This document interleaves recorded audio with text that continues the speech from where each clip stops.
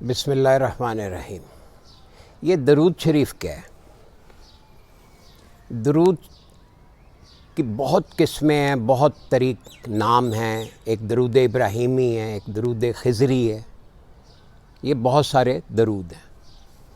اب یہ لفظ درود کہاں سے آیا؟ درود فارسی کا لفظ ہے، حالانکہ عربی میں جتنے بھی درود ہیں وہ سول کے لفظ سے ہیں۔ اب درود کا فارسی میں مطلب ہے کہ خیر، برکت، سلامتی، رحمت۔ اب یہ ایک بڑی عجیب بات ہے کہ ہم رحمت للعالمین کے لیے خیر، برکت اور سلامتی اور رحمت کے درخواست گزار ہیں۔ اب اگر ہم اس پہ ذرا سا غور کریں تو اس کی بنیاد کیا ہے؟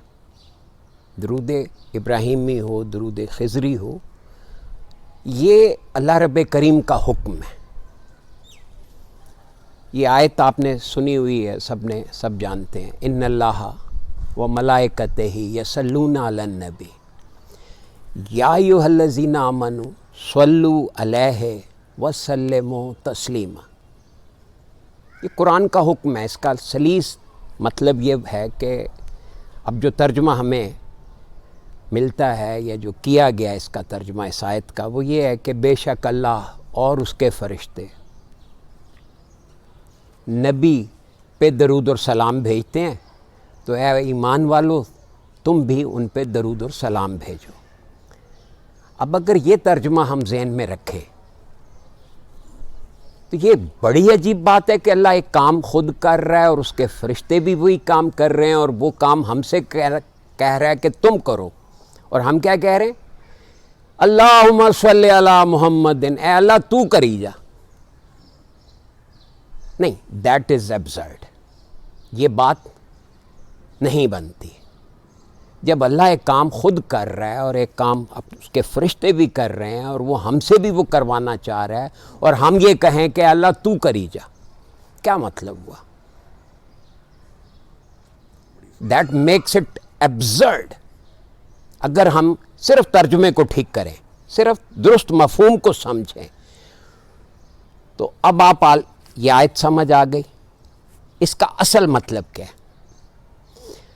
ان اللہ و ملائکتہ، بے شک اللہ اور اس کے فرشتے یصلون علی النبی، دونوں نبی کے ساتھ رابطے میں ہیں، جڑے ہوئے ہیں۔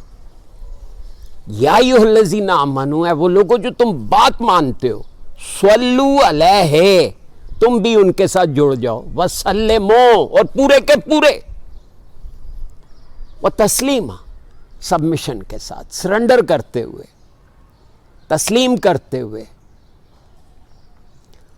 یہ قرآن کی اس آیت کا اصل مفہوم بنا۔ اب ہمیں آپ کو حکم یہ ہے کہ ہم حضور علیہ الصلوۃ والسلام سے تعلق کی التجا کریں۔ دیکھیں نا، ہم براہ راست تعلق نہیں بنا سکتے، ہماری اتنی سکت نہیں ہے، ہماری اتنی رسائی نہیں ہے، تو ہم یہ تو کر سکتے ہیں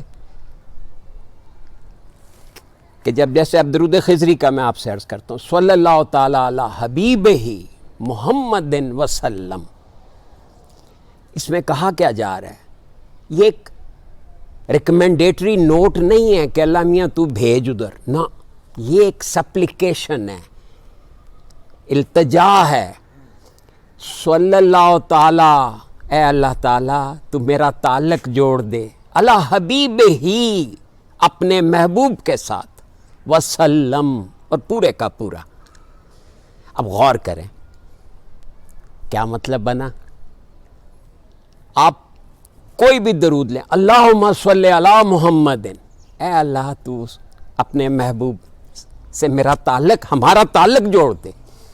میں آپ کو گارنٹی سے کہتا ہوں، آپ اس مفہوم کو ذہن میں رکھ کے درود شریف پڑھیں گے تو آپ کو اس کی برکات ہزاروں گنا زیادہ ہو کے ملیں گی، اس لیے کہ اب آپ کا ذہن ساتھ میں ذکر کے ساتھ فکر بھی چلے گی۔ یہ ہمارے جو کانسیپٹس ہیں نا، یہ ترجموں نے بہت گڑبڑ کی ہوئی ہے۔ یہ تراجم کو درست طور پہ نہ ہم سمجھے ہیں نہ ہم نے کوشش کی ہے، ورنہ یہ سامنے کے الفاظ، اب یہ غور کریں کہ اللہ کیا کہہ رہا ہے ہم سے اور ہم کیا کر رہے تھے. اور اگر آپ اس جذبے سے درود پڑھیں کہ بار الہ تو میرا تعلق اپنے محبوب سے جوڑ دے، اور وہ بھی پورے کا پورا، یعنی اس میں کمی نہ رہے، تو مجھے بتائیے اس کے فیوز و برکات کم ہو جائیں گے یا بڑھ جائیں گے؟ کیوں جی؟